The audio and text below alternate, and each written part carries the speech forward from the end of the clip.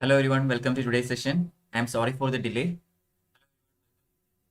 Good evening Nandini, good evening Seema. I really apologize for the delay that happened. There were some technical issues. I was correcting it. Okay, so we are already late. So I'm straight away going to start the session without any further ado. We are into the 8th lecture of the Environment and Ecology series of UP for UPSC CSE. And today we are going to look into a chapter called Renewable Energy Resources.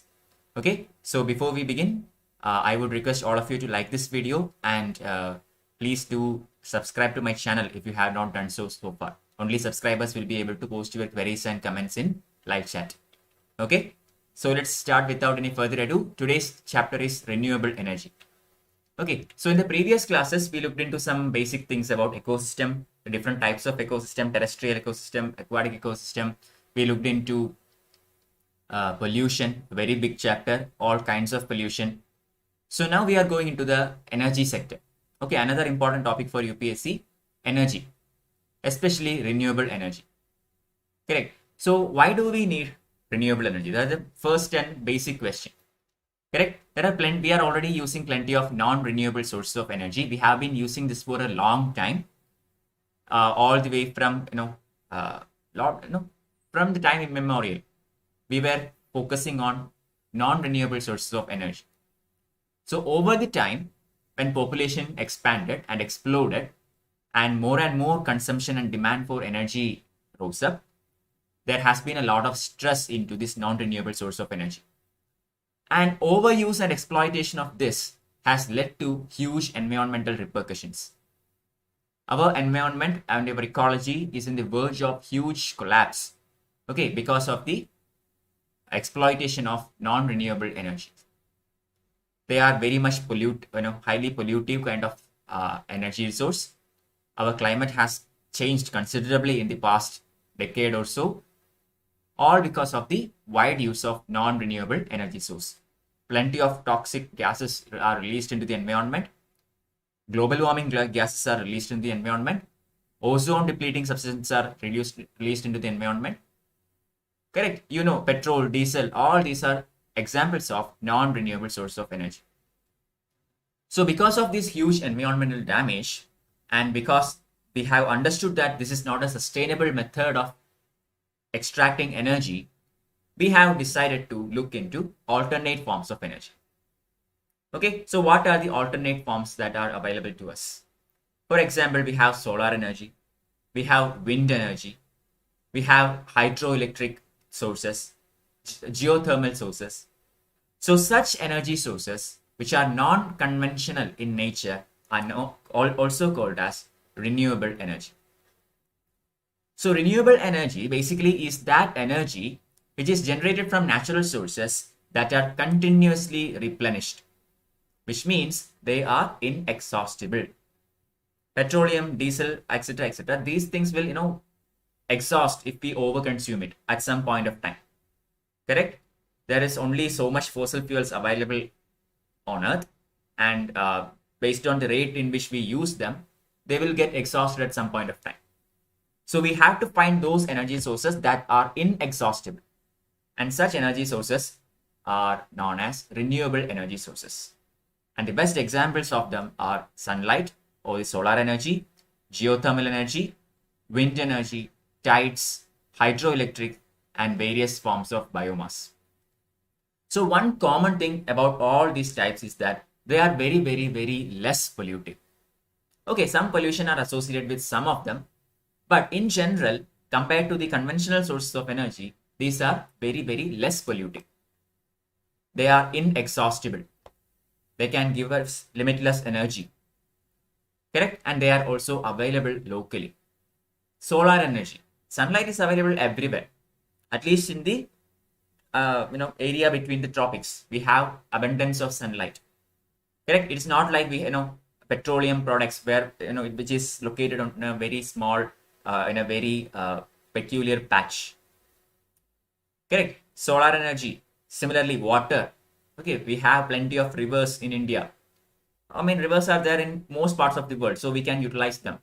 The wave energy that we get from ocean, again, locally available. So these are the benefits of renewable energy. Among the renewable energy, we also count biomass. We might think, why would we count biomass in renewable energy? Very simple reason. Because of this natural, life and death process, biomass keeps on recycling. Clear? It is a never-ending cycle. As things are dead, new things are grown. So these are also inexhaustible sources of energy. Only problem is biomass is not that much a clean energy, and this is one of the prime source of indoor pollution. Okay, this is the one issue regarding biomass. Now, let's start with one by one. We can start with solar energy. So actually, there are two ways in which solar energy can be extracted or converted into electricity. Okay, I mean, electricity is the kind of energy that we supply, we transmit. Correct. We do not transmit heat energy from one place to another, or we do not transfer kinetic energy or potential energy from one place to another. We convert them into electricity, and then using transformers and transmission lines, we distribute it to various areas. So how do we trap this sunlight, and how do we use this solar energy and convert it into electrical energy?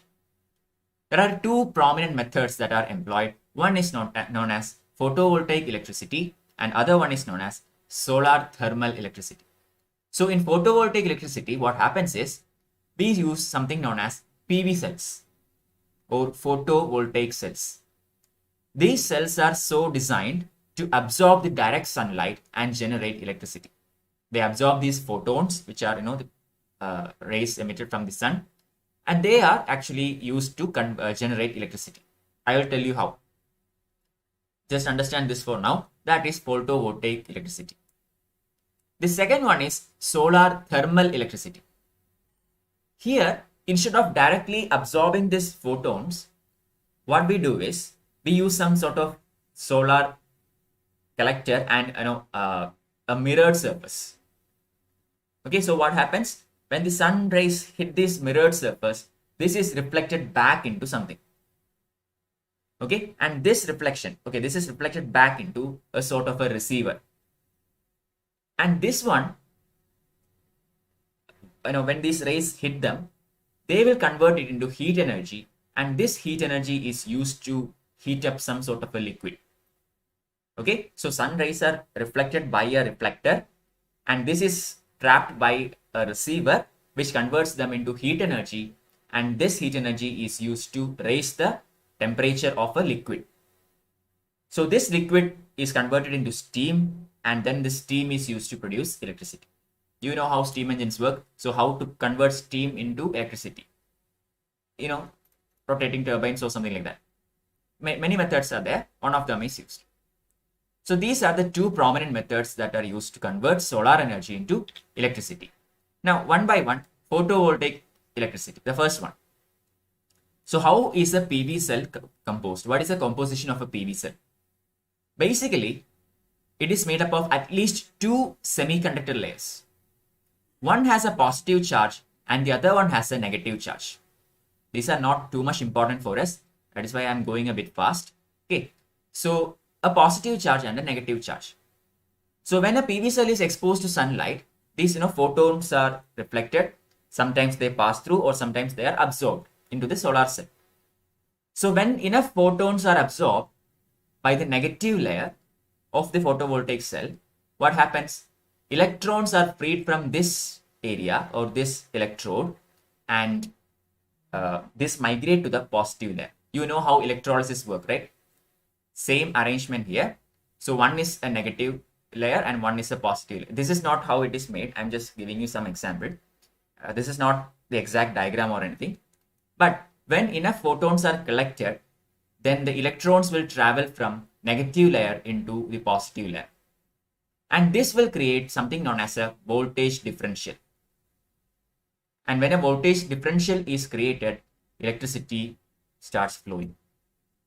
Okay, everything. I mean, when a potential difference is there, electricity is flow. Correct. That is how even a battery works. We have a common battery with a positive end and a negative end. When we connect both of them, what happens? A potential difference is created. And so electricity will start flowing. Same principle here. When enough photons are collected into the negative layer, electrons are freed and they migrate to the positive layer, thereby creating a potential difference, a voltage differential. And this flow of electrons will create electricity. And this is direct current, that is DC, and this is converted into AC using some sort of inverters. So this is photovoltaic electricity. Just understand, not too much important. Okay, just know the idea, concept behind how this works. Second one is concentrated solar power, also known as solar thermal technology. The second one that we saw earlier here. Solar thermal electricity is also known as concentrated solar power. So basically the idea is to focus sunlight and convert them into heat. Okay, and this heat is channeled into some sort of a liquid which is converted into steam and then goes to a generator and creates electricity. So these sorts of solar energy techniques are very, very useful in a country like India, especially because we are in the tropical region. Correct? We are very close to the equator. We have abundance of sunshine, so we can exploit this very well. So certain states like Rajasthan, northern Gujarat, parts of Ladakh region, okay, Andhra Pradesh, Maharashtra, Madhya Pradesh, all these are very, states with very high potential of solar radiation, or say potential of solar energy parks. All right. So because of this potential, India along with France has came up with something known as International Solar Alliance. So this is a brainchild of India and in partnership with France. India and France together came up with this idea of International Solar Alliance back in 2015. Okay, during the COP, Conference of Parties 21, that is Climate Conference in Paris. A couple of weeks ago, the Climate Conference in Glasgow, that is COP 26, was concluded. So this is 5 years ago, that is COP 21 in Paris, also known as the Paris Climate Conference. So along in the sidelines of this conference, International Solar Alliance was put forth as a new idea, which was supposed to be a multi-country cooperation, which these countries which are which have abundance of solar radiation. Okay, so those countries which lie completely or partially between the Tropic of Cancer and Tropic of Capricorn. These were the initial members of International Solar Alliance. Okay, those countries which lie fully or partially between Tropic of Cancer and Tropic of Capricorn. Why is this chosen? Because sun rays are directly available only up to this point. Sun does not go beyond Tropic of Cancer towards the north, nor beyond Tropic of Cancer towards the south. The movement of the sun is restricted in this area. So these are the areas which gets maximum solar radiation. Okay, so that was the logic of choosing these countries. So the initial members were these, the 121 solar rich countries between these two imaginary lines. Now, the original name, the official name of this agency, that is International Solar Alliance, is actually International Energy for Solar Policy and Application, or IASPA. Right now, we simply call it as ISA, but the official name is IASPA. And the Secretariat of International Solar Alliance is located in the National Institute of Solar Energy in Gurgaon. Okay, in India, we have the Secretariat of International Solar Alliance located in Gurgaon.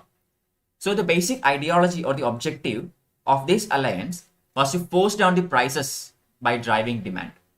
Okay, electricity is, has started to become very costly. We have to depend a lot on oil. Okay, so the oil prices also, is pulled up due to high demand and all.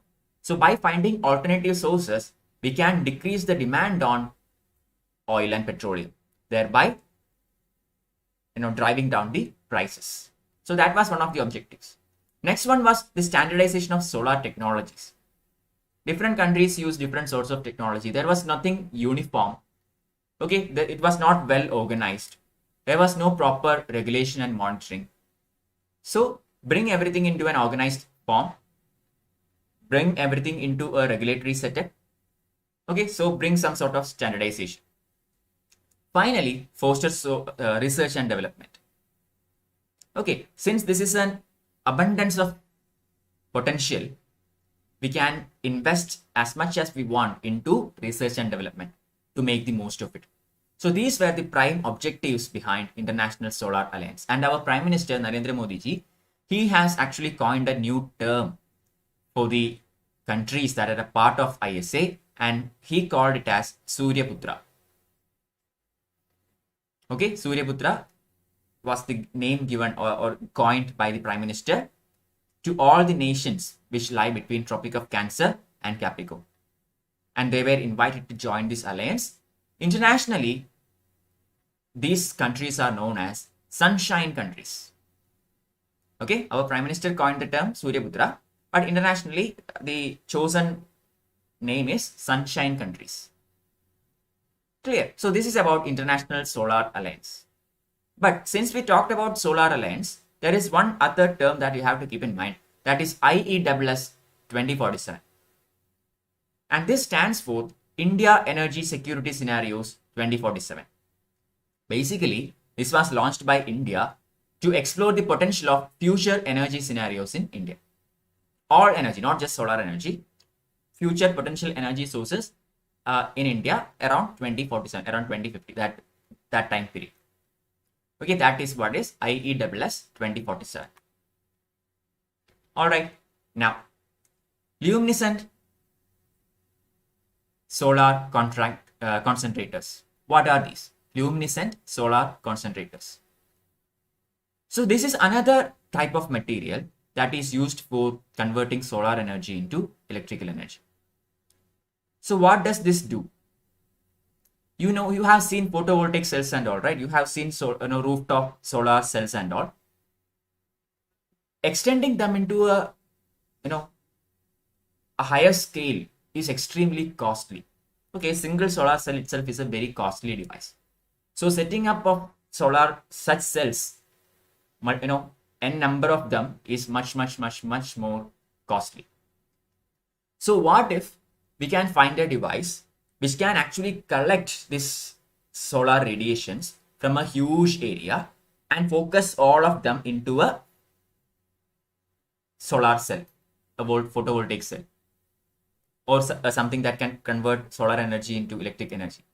That is the idea behind luminescent solar concentrators. What they do is they collect the solar radiations from a huge area and concentrates all of them into a core system.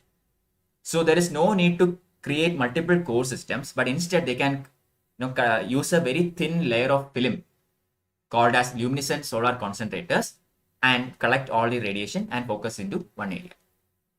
So basically this very thin film is made of a polymer doped with luminescent species such as organic dyes, quantum dots, rare earth complexes, etc. etc.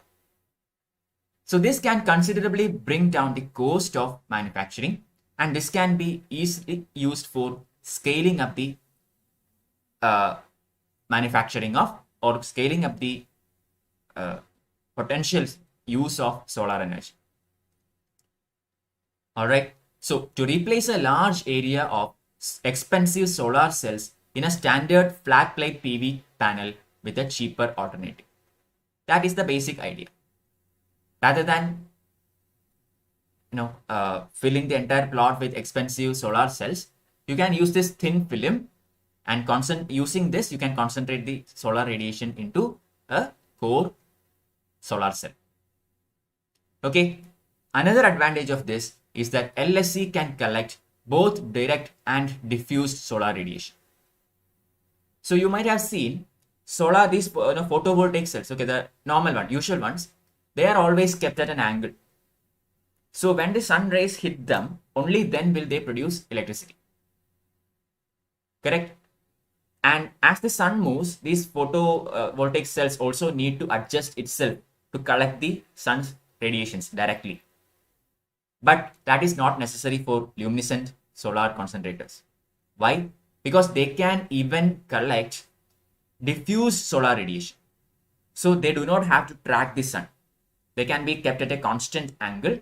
They can even collect all the diffused radiations present in the atmosphere. Clear? So this is the benefit of luminescent solar concentrators. Now, talking about another very important agency, IRENA. IRENA stands for International Renewable Energy Agency. You might have heard about this. Very important in the sense that it, compiles a particular report every year. Go find it out which one it is. Okay, IRENA, which report is produced by IRENA, International Renewable Energy Agency. This is a 150 member nation and this is headquartered in Abu Dhabi. There is nothing much about it. It is an intergovernmental organization that basically supports countries in transition to sustainable energy from the conventional kinds of energy. Okay, so IRENA basically promotes all sorts of sustainable energy. Solar, geothermal, hydroelectric, ocean, wind energy, everything. It's not just for solar energy or anything. It's an international renewable energy agency. Okay, now coming to wind energy. This is something that you might have studied in your school days. Very simple. What is a wind turbine? How does it work? What is a windmill? Okay, so how does wind energy work? The kinetic energy associated with the wind is converted into mechanical energy and then into electric energy. That is how wind energy is captured. Wind is moving air, correct? So when there is motion, obviously there is kinetic energy. So this kinetic energy can be converted into mechanical energy by the use of a wind turbine that will rotate. And this mechanical energy can then be converted into electric energy using a generator. Correct? So this is the process behind trapping of wind energy. 80% of the world's installed wind energy capacity is on 5 nations: Germany, USA, Denmark, Spain, and India. These 5 countries basically are responsible for the 80% of installed wind energy capacity in the world. So these wind turbines are put together in a farm. Okay, this is known as a wind farm. Innumerous number of wind turbines are all arranged together. This can be both onshore or offshore. Onshore means in the land. In the land, the winds have a comparatively higher speed. Okay, the winds tends to be strongest in the land. They are less expensive to set up, to maintain, and to operate. Why? Obviously, because it is set up in the land, so we have much more access to it. In offshore cases, they are set up in the sea, so construction, maintenance are all much more expensive. Alright, so there are 2 sorts of wind farms, onshore and offshore. Actually, how does this wind turbine converts wind energy into electricity? I already mentioned it, correct? Using, first of all, it converts the kinetic energy into mechanical energy and then mechanical energy into electric energy. So what are the factors that affects this conversion? Or what are the factors that determine the potential of converting the wind energy into electric energy? First of all, the speed of wind. You have to have really strong winds to produce more energy. Correct? So speed of the wind is an obvious factor. Second one, the blade radius. Okay, you know how this wind turbine looks like, right? It has at least 3 or 4 blades. Correct? So the radius of these blades, how long they are, that actually matters. Why? Because by doubling the blade radius, the result would be 4 times more power. Okay, if you double the radius of the blade, that means if you double the length of this blade, then it can produce 4 times more power. So blade radius is another very important factor. Lastly, air density. Heavier air exerts more lift to the rotor. Think about it. If the wind is more dense and more heavy, it can create more force, correct, than a softer wind. it is not just about speed, it is also about the density of the wind, the pressure. Correct. So if a wind turbine is set up in a plane, okay, then the wind will have a higher density because of all the atmospheric pressure and all, and because of this density it will have a better impact. But if a wind turbine is actually set up on a higher altitude, there the air pressure is low, which means the density of the air is also low. So that wind will not have as much power as the wind in a plane. Understood? So wind speed, blade radius, and air density are the three factors that actually determine how much electricity is produced by a turbine. So there are two types of wind turbines. One is a horizontal axis one, and the other one is a vertical axis wind turbine. You can see the pictures here. This one is a horizontal axis. So basically this is based on where the axis is. Okay, so here this is the axis. It is horizontal, and then the blades rotate around it. Here the axis is vertical, and the blade rotates around this. So it rotates perpendicular to the ground. Got it? So these are the two types of wind turbines. It's not so much important, so you can read it in your own time. I'm not going to spend too much time into this. Just understand that the vertical axis turbine has its blades rotating on an axis perpendicular to the ground, and this drag type turbine turns relatively slowly but yields a higher torque. Not too much important. Read through it whenever you get time. Alright? And vertical axis turbines do not take advantage of the higher wind speeds at higher elevations above the ground via these horizontal axis turbines. This is one of the drawbacks. Okay, vertical axis turbines do not take advantage of the higher wind speeds at higher elevations above the ground via this horizontal axis turbines. So horizontal axis turbines have this extra added advantage that they take advantage of the wind speed at higher altitudes.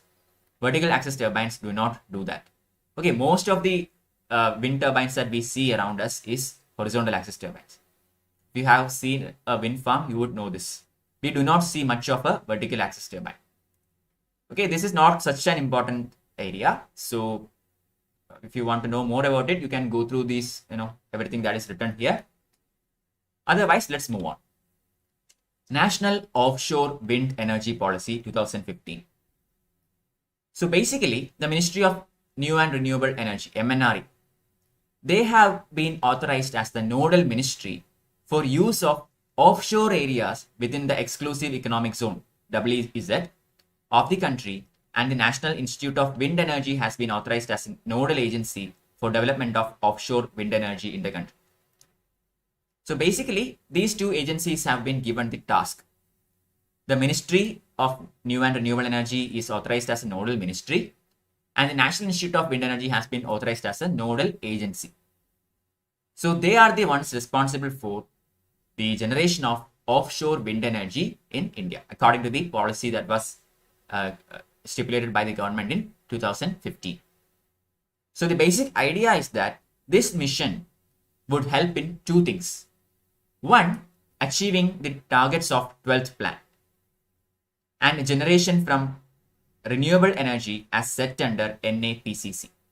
NAPCC means National Action Plan for Climate Change. So every country has something like this.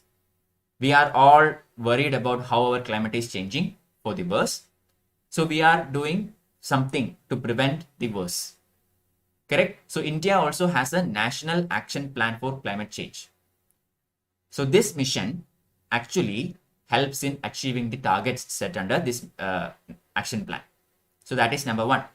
Number two, addressing the issues and challenges faced by wind sector. That is obvious. So this is known as National Offshore Wind Energy Policy 2015. Hello Nandish, welcome. So that is all about wind energy. Today's portions are a bit boring and a bit dry. I know that, but this is since this is energy sector, it is very important. Please append all of these with current affairs. There is a lot happening in current affairs that deals with energy sector. So please add them to it. Okay, you have heard about National Power Grid and all, I hope, NAT grid, etc., etc. So read about all those things and add these static portions with current affairs portions. Hydropower. Hydropower is something that we are all familiar with. Correct? We build dams and all these things to convert the flowing potential of water into electrical energy.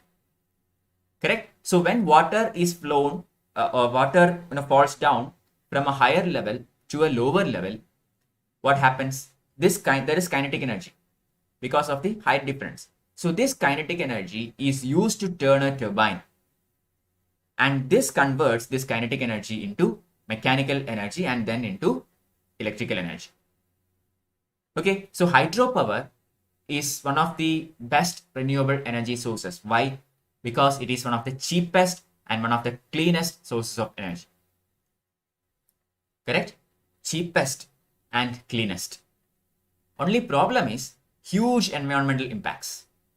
Constructing of major dams will basically flood the surrounding area. The surrounding ecosystem is basically underwater when you construct a dam. Correct? So this is one of the biggest drawbacks of hydropower systems. There are actually three kinds of hydropower stations. One is impoundment, second is diversion, and third one is pumped storage. So what are these different types? These types are based on how would you use the water, or how you would use the flowing power of water to generate electricity. Not in every case you have to create a dam. There are methods which do not require the construction of a dam, which means there are techniques which are much more eco-friendly than our current systems. So what is impoundment? Impoundment is the most common one that we see every day. Okay, we use a dam, we construct a huge dam, and the water is stored in this dam. Whenever you need to generate electricity, the shutters of this dam is raised and the water will flow down, and it will fall into the turbine, it will spin it, and then it generates electricity. Most common one. This is known as impoundment. The second type of hydro power generation is known as diversion. So in diversion, we may not always require a dam. What happens is, a portion of the river is actually channeled into a canal or a penstoke. Okay, and then this goes into a turbine, and it spins the turbine, converts it into electricity. All right. So this is known as diversion. So diversion is also,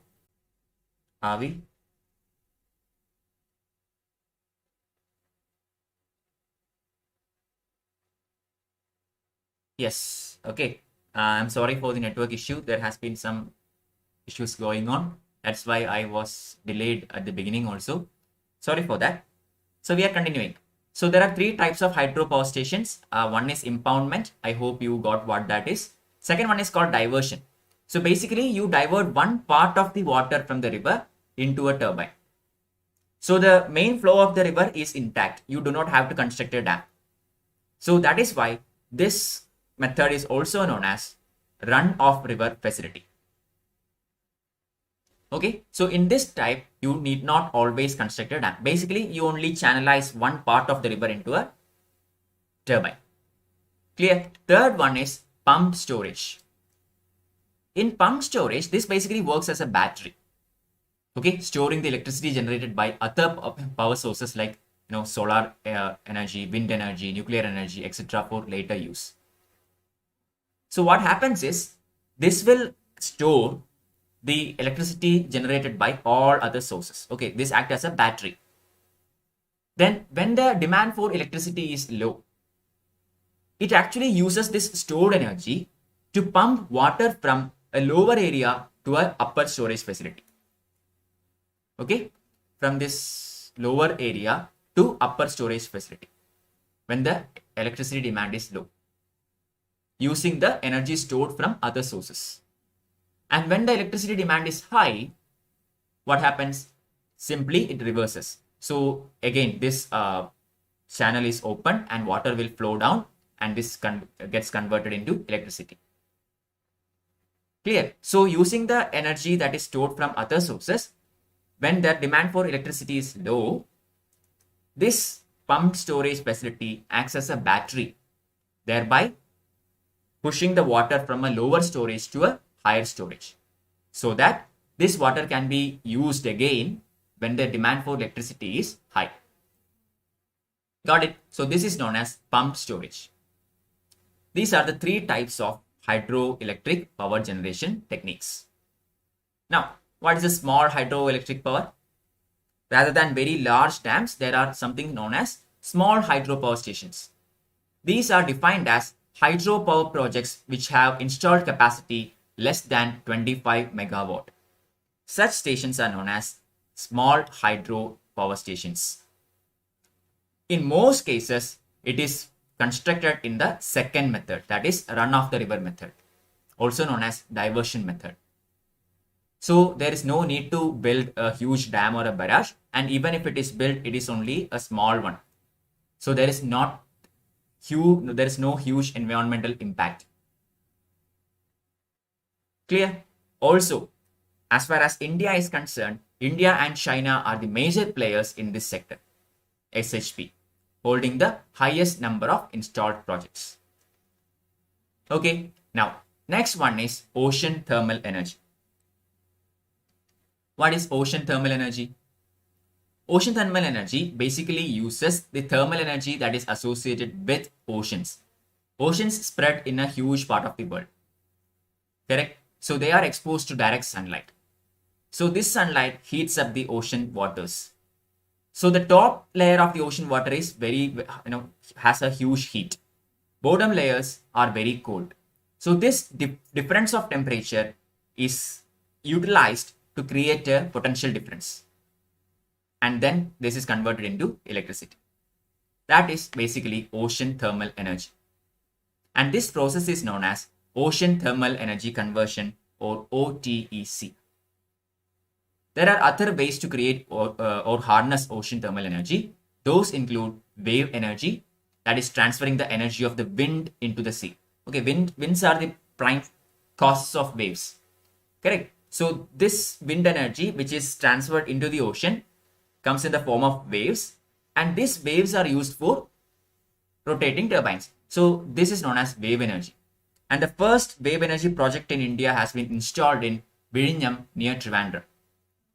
No, not that far from my house. Alright. Second one is tidal energy. So when high tides occur, what happens? The water will rise to a very high level.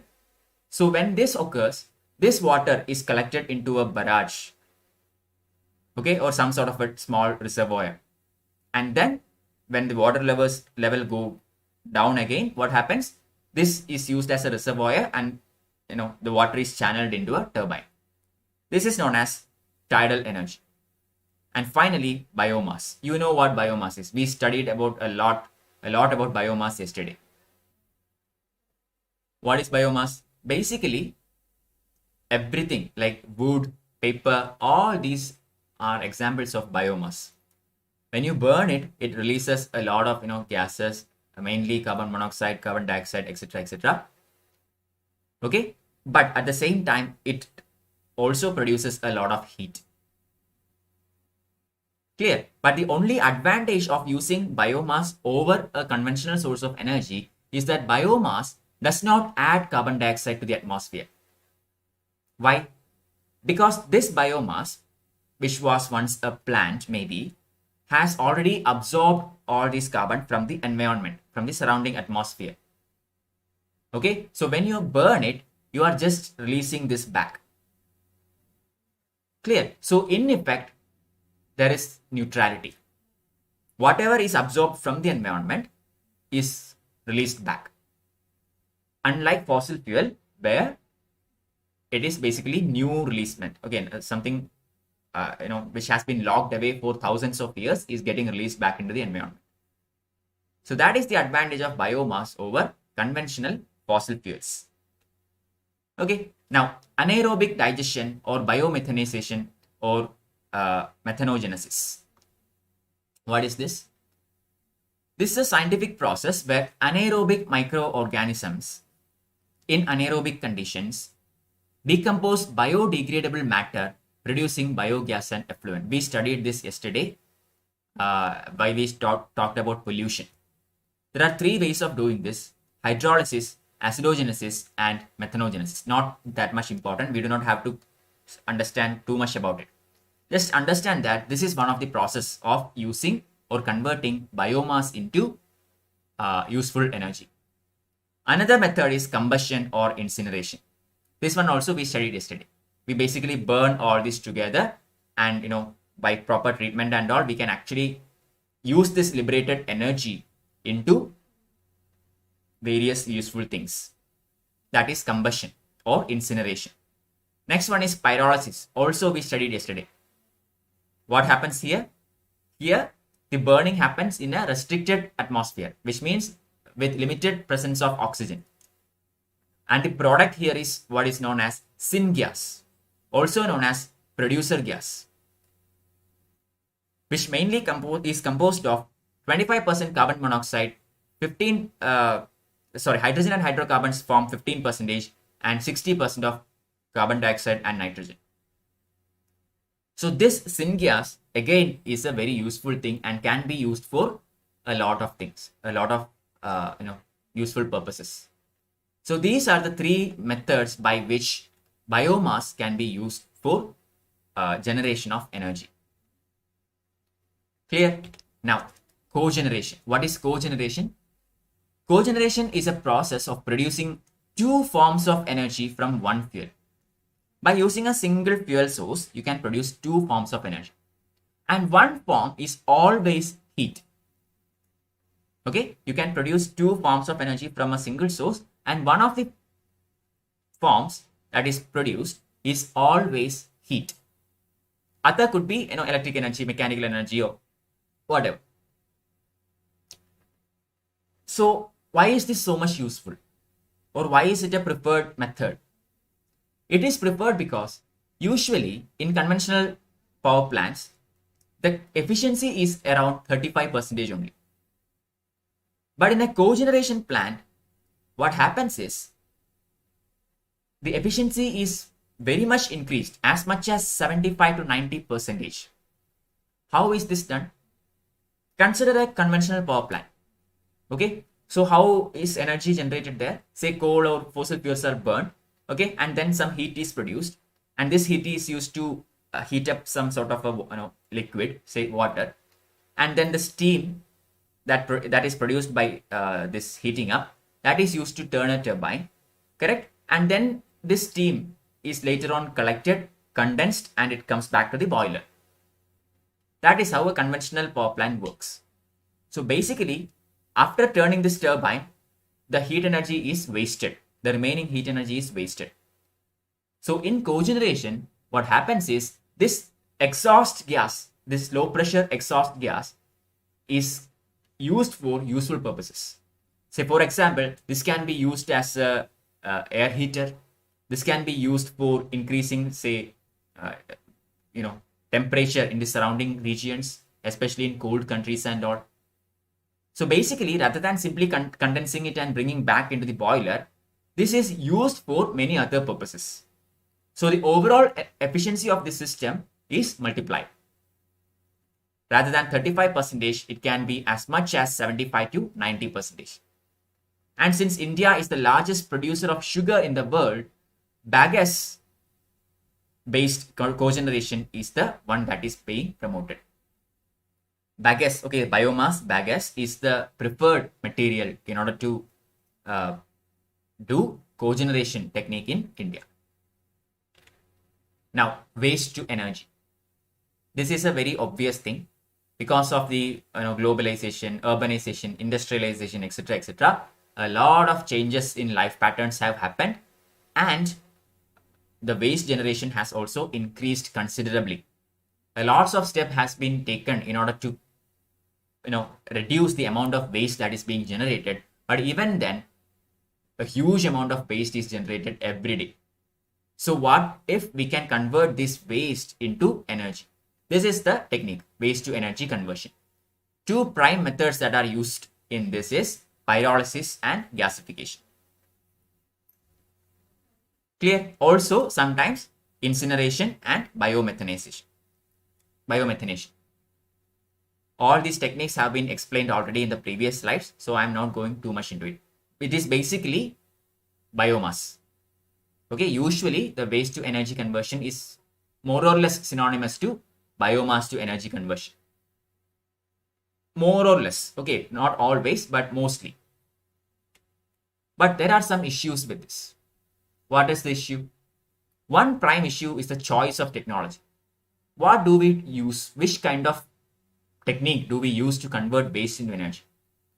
It can be combustion, it can be pyrolysis. Everything has its plus and minus. Okay, combustion, you can convert all this waste into heat very easily. Problem, if untreated or if you are not careful, a lot of toxic gases will also come out. Pyrolysis, much better technique, but then again, installation cost is very high. So everything has its own merits and demerits. So choice of technology is a major concern. Then high costs, the initial setup costs. Similarly, the cost of projects, especially based on biomethanization and methanation and all, very expensive equipments are required. Okay, so not that much preferred by investors. Then improper segregation. This is one of the biggest issues. If you properly segregate biodegradable materials and non-biodegradable materials, then it would be easier for conversion of waste to energy. But what is the scenario in India? We dump everything together. So there are hazardous materials, toxic materials, biodegradable materials, non-biodegradable materials, everything put together. So we can't simply put all into a furnace. We have to segregate the waste first. Otherwise, when energy is produced, a lot of toxic substances will also get produced. For example, if you burn plastic, substances like furan and dioxin, etc., will get released into the environment, which are highly toxic. Correct? Finally, lack of policy support. We need some very conducive policy guidelines and support from the government if all this has to be set up. Correct? We need allotment of land. We need proper regulation of garbage collection systems. Correct? So this needs proper government initiative and support. So these are the major constraints in waste to energy conversion. Geothermal energy. What is geothermal energy? Just like sun giving us our prime energy source, a lot of energy is trapped within the Earth's crust also. Okay, we already know that the core of the Earth, etc., are in a very hot state. There is magma that is being circulated inside the Earth's crust. I mean, not the crust area, within the crust. Okay, I mean in the mantle portion and all. So it is very hot. There is huge potential there. So sometimes, especially in the tectonic margins of tectonic plates, this energy comes out in the form of, say, magma, volcanic eruptions, springs, geysers, hotspots, etc., etc. Okay, so if we can tap into this energy and use it as a source to produce electricity, then this is known as geothermal energy. Understood? Basically, magma that is present inside the Earth has a huge potential. Why? Because it is composed of a lot of materials, including radioactive materials such as uranium and potassium, which gives out a lot of energy. Clear? So if we can tap into this energy, then we can harness a lot of energy. That is the idea. So this energy comes out in the form of in various forms actually. Example, volcano. Another example is hot springs. Another example is geysers. So and so. Okay. So using this temperature difference or using this potential to create an electricity, this is known as geothermal energy. In India, we have a huge potential in geothermal energy. Why? Because India's topography, India's geography very much favors its production. We have orogenic regions like the Himalayan geothermal province, Naga-Lushai geothermal province, Andaman Nicobar geothermal province. We have non-orogenic regions. What is orogenic? Orogenic means something related with mountains. And then we have non-orogenic regions such as Cambay Graben, Son Narmada Tapi Graben, West Coast, Damodar Valley, Mahanadi Valley. All these are non-orographic regions. In all these regions, we have potential for geothermal energy. So the potential sites include Puga Valley in Jammu Kashmir, Satapani in Chhattisgarh, Godavari Basin, Manikaran in Himachal Pradesh, so and so. In 2013, India's first geothermal power plant was actually announced in Chhattisgarh, that is the Tatapani in Balampur district. And satellites like IRS-1 has been used for, identifying these potential sites using thermal scanners and all, infrared scanners and all. Clear? So this is the geothermal energy scenario in India. What are the challenges? First of all, high generation costs. You have to explore, you have to drill. Okay, you may have to drill certain rocky areas in huge depths in order to harness this energy. So this is a very costly process. So this exploration and drilling will push up the cost. Second one, transmission barrier. These are available in certain regions. You can transmit heat energy for a maximum of 2 miles. Beyond that, you will lose a lot. So transmission of energy is a huge issue. Third one, accessibility. As I have mentioned, most of the sources are orogenic in mountain slopes and all. The remaining ones we saw are in the river valleys and all. Correct. So accessibility is a huge issue. The surrounding the environmental factors that is existing there are not that much favorable. They are very much harsh. Execution challenges. When you drill for all these things to harness this potential, there is a very good chance that toxic substances, radioactive substances, etc. can come out along with this. So that is highly dangerous for the people who are associated with these works. So there are huge execution challenges. These are the main issues regarding geothermal energy. So there is another source of energy which is termed as fuel cells. This is another type of renewable energy known as fuel cells. Fuel cells are electrochemical devices that convert chemical energy of a fuel directly and very efficiently into electricity and heat. So there is no need for combustion. Okay, earlier we studied about biomass or waste to energy conversion. One of the main techniques used there was combustion. So without combustion, we can actually create or convert chemical energy into electricity. This is the biggest advantage of fuel cells. The major fuel is hydrogen or a compound that has hydrogen. So how does this work? This will have an electrolyte. Okay, and then this will have two fuel rods. You know electrolysis, right? Basically, it's the same. Oxygen passes over one electrode. So one electrode will have O2. And the hydrogen passes over the other electrode. So one electrode is O2, other one is H2. And they react electrochemically to generate electricity, water, and heat. So the output products are CO2 and water vapor. That's it. These are the only emissions. Carbon dioxide can create global warming because it is a greenhouse gas. Yes, but no pollution as such. And the other one is water vapor, which can be used for a wide variety of things. Clear? So basically, this is a near zero pollution method of converting chemical energy into electrical energy. Understood? And this is very highly efficient. Fuel cells have an efficiency levels as high as 55% compared to the traditional 35% of conventional sources of energy. Another advantage is that fuel cells are highly modular, which means you can scale them. You can extrapolate them very, very easily.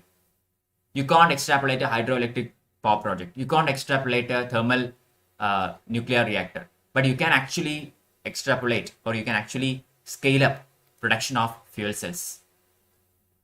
But the issue here is that the initial cost of setup is very high, exorbitant costs. So how much is it commercially viable? That is a question. Okay, that is the issue with fuel cells, because the initial setup cost is huge. Now we come to the last topic for the day, that is REN 21. REN 21 is actually a global renewable energy policy, multi-stakeholder network that connects a wide range of key actors such as governments, international organizations, industry associations, science and academia, all along with civil society. So the basic idea is to bring all the major actors together in the field of renewable energy. That is REN 21. So this promotes renewable energy and the countries to take up renewable energy and do away with conventional sources of energy. Okay, this promotes renewable energy in both industrialized as well as developing nations. Clear? The REN 21 is an international non-profit association and is committed to the following objectives. Number 1, providing policy relevant information and research-based analysis on renewable energy to decision makers, multipliers, and public to catalyze policy change. So it is an NGO basically. So not NGO, not non-profit organization. Okay, NPO. So what it does is, first of all, it tries to catalyze a policy change which is favorable for renewable energy sources and away from conventional energy sources. That is their first idea. Second one, offering a platform for interconnection between multi-stakeholder actors. Okay, this offers a platform to connect different actors, governments, with industrial sector, with scientists, with academia, with civil society. So it builds a multi-stakeholder platform which can bridge the existing gaps in the large-scale deployment of renewable energy worldwide. Okay, so this is the idea behind REN 21. Basically, it is a non-profit organization that works for development in the field of renewable energy. Clear? So based on whatever we have discussed today, we can conclude that efficient use of renewable energy could help us in doing away with a lot of environmental issues. First of all, this reduces our dependence upon non-renewable sources of energy. This makes us energy self-sufficient. Why? Because these are inexhaustible. Third one, it makes our environment much more cleaner. Most of them are near zero pollutants compared to conventional energy sources, which are huge threats to the environment. Clear? So as more green power sources are developed, displacing conventional energy generation, overall environmental impacts associated with energy generation will also be significantly reduced. So the idea is to create sustainable sources of energy without any kind of harm to the environment. We have destroyed our environment too much already, and now we have to bring them back and at the same time prevent them from getting even more destroyed. So that is where renewable energy comes in. Okay, so that is the end of today's session. I'm sorry that some technical issues happened occasionally in between the class. Also, today's topic was a bit dry on the slightly boring side. Even I feel bored at this point of time. But I hope you got a very brief idea about what is renewable energy and what are the different sources and what are the potential areas which can be tapped into, and how to convert different sources of energy into different types. What are the methods involved? What are the techniques involved? What are the agencies that work in this regard? Okay, what is India's role in all this? Okay, hopefully you got all that in from today's class. So by this, we come to the end of this session. We will meet again tomorrow afternoon 2 p.m. with CSAT and 8 p.m. with the next lecture on Environment and Ecology. Okay, so until then, this is goodbye. Please make sure to like this video, subscribe to my channel, and share this with your friends. I will upload the entire lecture note in the Telegram channel. The link is given underneath. So please join the channel to get the notes. So until tomorrow, bye bye and good night.